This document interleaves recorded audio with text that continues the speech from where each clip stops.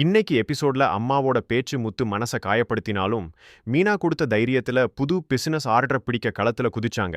Apartment ஆர்டருக்கு சிந்தாமணி போட்டியா வந்தாலும், என் திறமை மேல எனக்கு நம்பிக்கை இருக்குன்னு மீனா சவால் விட்டு மேனேஜர் வச்ச போட்டியை ஏத்துக்கிட்டது செமக்கெத்து. மறுபக்கம் கோர்ட்ல மனோஜ், ரோகிணி விவாகரத்து வழக்கு சூடுபிடிச்சது.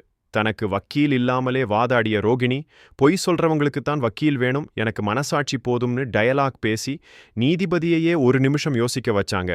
ஆனா மனோஜ் வக்கீல் அடுக்கின ஆதாரங்கள் அவள் ஆட்டம் காண வச்சுது.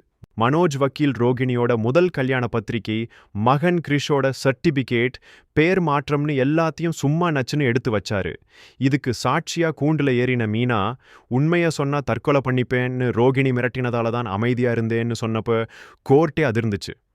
அடுத்து வந்த முத்து, சவாரிக்கு வந்த ரோகிணியோட முன்னாள் கணவர் உறவினர்கள் மூலமா தான் இந்த உண்மை தெரிஞ்சதுன்னு புட்டு புட்டு வச்சாரு. குடும்பத்தையே ஏமாத்தி வாழ்ந்த ரோகிணியோட முகத்திரை கிழிஞ்சப்போ மனோஜ் முகத்துல ஒரு விதமான ஆக்ரோஷம் தெரிஞ்சது. கடைசியா நீதிபதி கேட்ட கேள்விக்கு, சினிமா ஸ்டார்ஸ் மாதிரி நானும் பேரை மாத்திக்கிட்டேன், அது தப்பில்லைன்னு ரோகிணி சப்பக்கட்டு கட்டினாலும் முதல் கல்யாணத்தை மறைச்சதை ஒத்துக்கிட்டே ஆகணும்னு நிலைமை வந்தப்ப வேற வழி இல்லாம ஆமாம்னு சொன்னது அவளுக்கு பெரிய சர்க்கிள். ஒரு பக்கம் ஸ்ருதி ரவி கிட்ட நீத்து கூட இருக்கிற போட்டோவை பத்தி சண்டை போட்டுக்கிட்டு இருக்க, இன்னொரு பக்கம் கோர்ட்ல ரோகிணி கார்னர் பண்ணப்பட்டாங்க. இப்போ ரோகிணி உண்மையை ஒத்துக்கிட்டதால விவாகரத்து ஈஸியா கிடைக்குமா, இல்ல நீதிபதி வேற ஏதாவது தீர்ப்பு சொல்வாரா? ரோகிணி போட்ட சென்டிமெண்ட் நாடகம் எடுபடுமா? இந்த வழக்குல ஜெயிக்க போறது யாரு? மீனா அந்த பூக்கடை ஆர்டர்ல ஜெயிச்சு சிந்தாமணிக்கு பதிலடி கொடுப்பாங்களா? அடுத்து நடக்க போற ட்விஸ்ட் என்னன்னு தெரிஞ்சுக்க ஆர்வமா இருந்தா கமெண்ட்ல சொல்லுங்க.